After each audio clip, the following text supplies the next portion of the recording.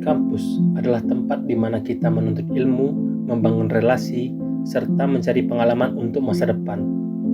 Disinilah kita belajar tidak hanya dari buku, tetapi juga dari interaksi sehari-hari dengan sesama mahasiswa, dosen, dan lingkungan akademik yang lainnya. Namun, di balik harapan dan semangat belajar itu, ada satu hal yang sering terabaikan dan bisa mengancam rasa aman kita semua, yaitu pelecehan seksual.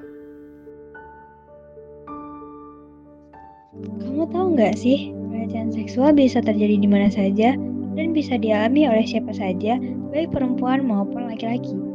Dan yang penting, pelecehan itu nggak selalu berupa sentuhan fisik loh. Bentuknya bisa macam-macam. Yang pertama, yaitu verbal. Misalnya, komentar bernada seksual, ejekan tentang gender, atau rayuan yang bikin nggak nyaman. Yang kedua, ada fisik, seperti menyentuh, mencubit, atau mendorong dengan maksud seksual. Ada juga yang nonverbal, misalnya tatapan tajam penuh makna seksual atau isyarat tubuh yang nggak pantas. Dan sekarang makin banyak juga terjadi secara digital, lewat pesan cabul, kiriman foto vulgar, atau komentar melecehkan di media sosial. Pelecehan seksual adalah bentuk perilaku menyimpang, bukan cuma melanggar norma sosial, tapi juga melanggar hukum.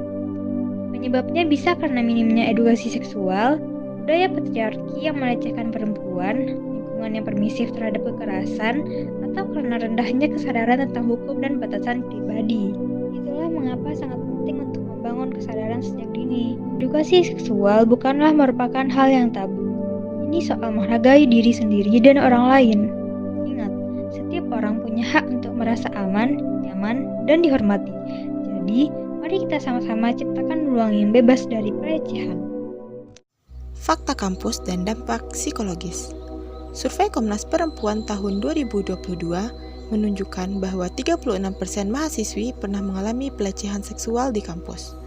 Lokasi yang sering dilaporkan adalah toilet kampus, lorong atau tangga, ruang kelas, dan pada saat acara kampus.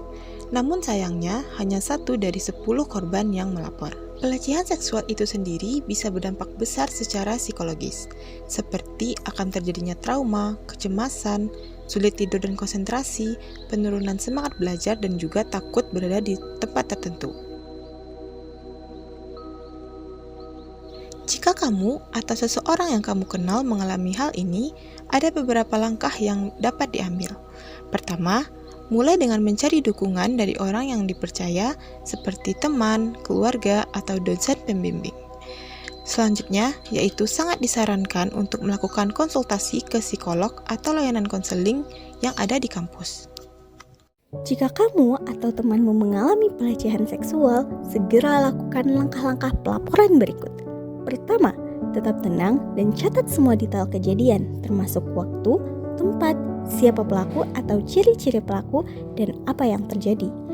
Kedua, simpan bukti-bukti yang relevan seperti percakapan chat, foto, video, ataupun saksi mata yang melihat kejadian tersebut.